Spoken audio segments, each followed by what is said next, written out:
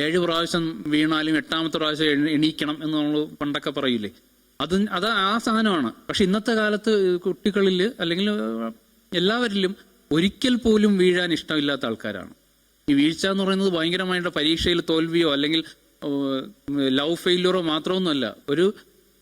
നീ ഇപ്പൊ mobile use ചെയ്യണ്ട, പോയിരുന്ന പടി എന്ന് പറഞ്ഞു കഴിഞ്ഞാൽ നേരെ പോയി സൂയിസൈഡ് ചെയ്യുന്ന കുട്ടികളുണ്ട് നമ്മുടെ ഇടയിൽ. ഈയിടയ്ക്ക് 2-3 ഈ പരീക്ഷാ സമയത്ത് 2-3 വാർത്തകളുണ്ടായിരുന്നു. പരീക്ഷയല്ലേ മൊബൈൽ യൂസ് ചെയ്യണ്ടെന്ന് അമ്മ പറഞ്ഞതിന്റെ പേരിൽ സൂയിസൈഡ് ചെയ്ത കുട്ടി. അപ്പൊ അതാണ് അഡ്വേഴ്സിറ്റി എന്ന് വെച്ചാൽ ഒരു അഡ്വേഴ്സ് ആയിട്ടുള്ള ഒരു സിറ്റുവേഷന് നമ്മൾ ഫേസ് ചെയ്യാൻ, ഫെയിലിയറുകളെയും നെഗറ്റീവായിട്ടുള്ള സിറ്റുവേഷൻസിനെയും കൂടെ ഫേസ് ചെയ്യാൻ കൂടി നമ്മുടെ കുട്ടികളെയൊക്കെ പഠിപ്പിക്കേണ്ടതും കൂടി ആവശ്യകത ഉണ്ട്. അപ്പൊ അതിനുള്ള സാഹചര്യം അത് പ്രത്യേകം പറയാൻ കാര്യം എന്ന് വെച്ചാൽ ഇന്ന് നമ്മൾ വളർത്തിക്കൊണ്ടുവരുന്ന കുട്ടികളൊന്നും തന്നെ ഇല്ലായ്മകൾ അല്ലെങ്കിൽ നെഗറ്റീവായിട്ടുള്ള ഒരു സാധനങ്ങളെ ഫേസ് ചെയ്തല്ല വരുന്നത്. അവർക്ക് വിചാരിക്കുന്നത് എന്തും തന്നെ കിട്ടുന്നുണ്ട്. കിട്ടാത്ത ഒരു സാഹചര്യം വരുമ്പോഴത്തേക്കും അവരതിനെ എങ്ങനെ ഹാൻഡിൽ ചെയ്യണമെന്ന് പഠിച്ചിട്ടില്ല.